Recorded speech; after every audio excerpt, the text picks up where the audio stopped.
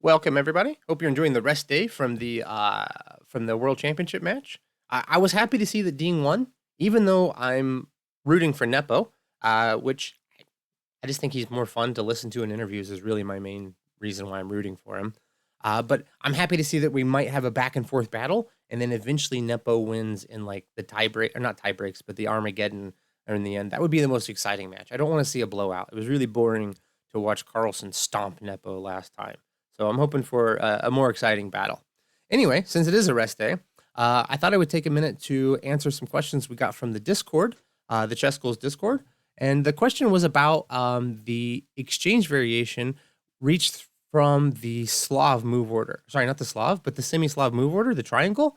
And normally we're getting into our Carlsbad structure. But what happens if they go into the Slav? Because that doesn't really transpose for us. So I wanted to take a look at that. And let's go ahead and dive in. So this is the position we have here. And normally we're capturing, and the best that black can do is to take this way. We bring our bishop out to f4. We're maybe going to go for this sort of minority attack, which we're pretty familiar with. Or perhaps we'll even put the queen, the bishop, and we'll try to play this f3, e4 idea. But what happens if they don't do that and instead capture with the c-pawn? Because this changes the nature of the position quite a lot. And this doesn't let us transpose into the Slav that we want to.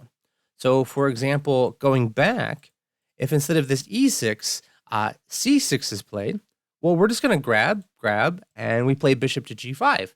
And we have this sort of obnoxious pin, and we're ready to capture this knight and mess with the structure and get some sort of interesting position.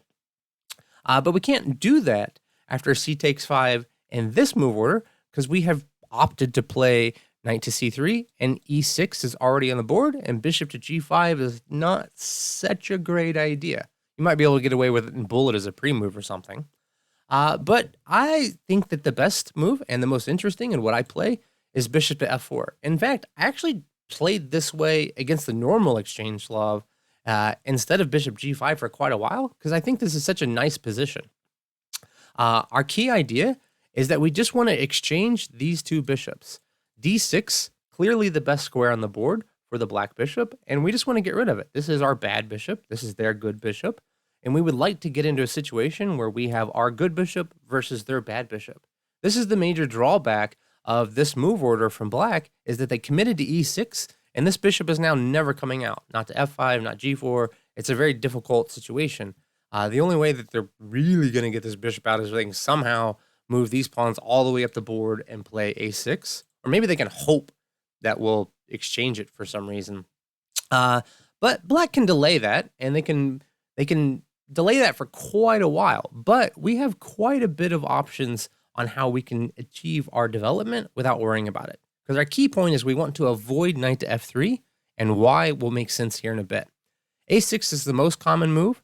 They're preventing knight to b5, and this sort of shenanigans. Frankly, we weren't going to do that anyway. One, this check is annoying. Two, this is just not our idea. But a6 also supports a later b5. We'll just go e3 and knight to f6. Again, at any point that this bishop comes to d6, we're just going to take it. Bishop to d3, again, waiting to put this knight on f3. Knight to c6, and waiting even further.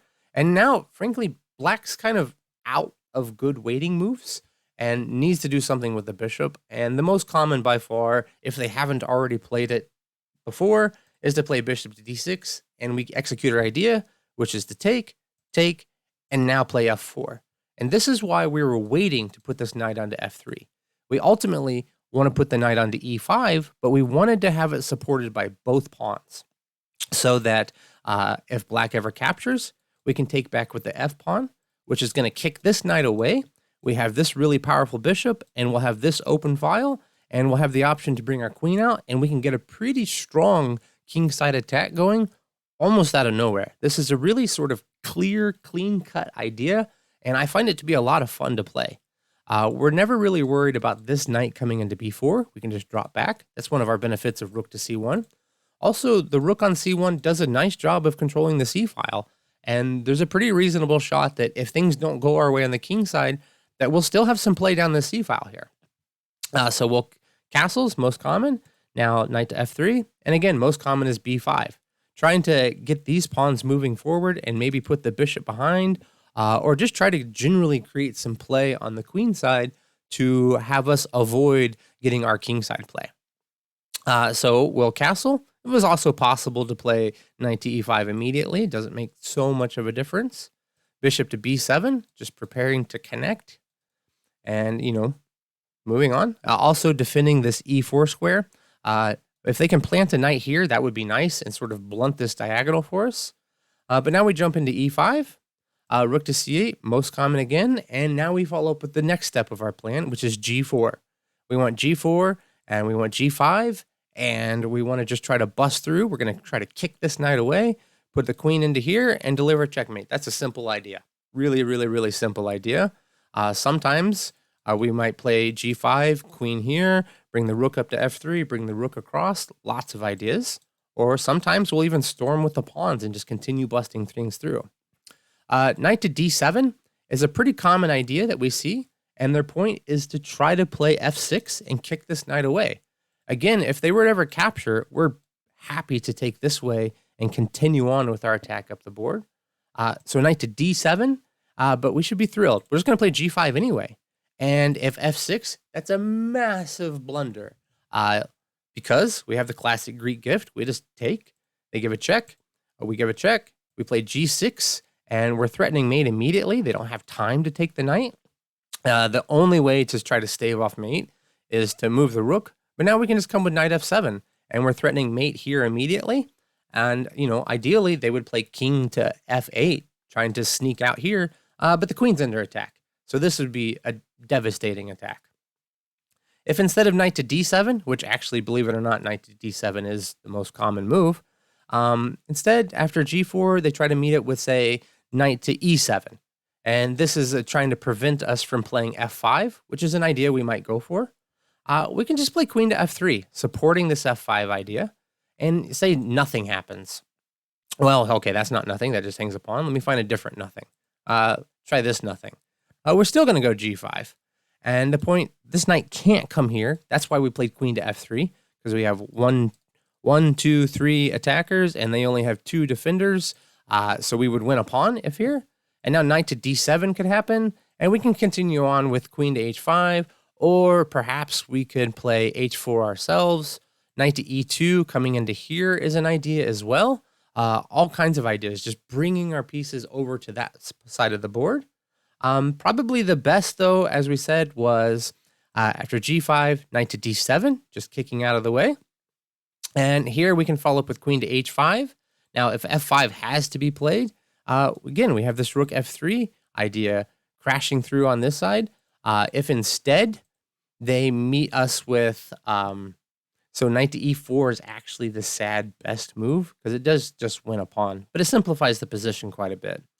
So we could go knight d7, we bring queen to f3, b4 comes, we can hit with this, they move out of the way, we move out of the way, and we have a pretty comfortable position. Knight to f5, seems like they've slowed our attack quite a bit, but we have this nice trick. It's not really a trick, we just capture the rook, and they can't take back with this rook. So for example, if they take back this way, we have knight to d7, queen comes, and we win in exchange. That's our neat little trick on why we're forcing them to take back with the bishop.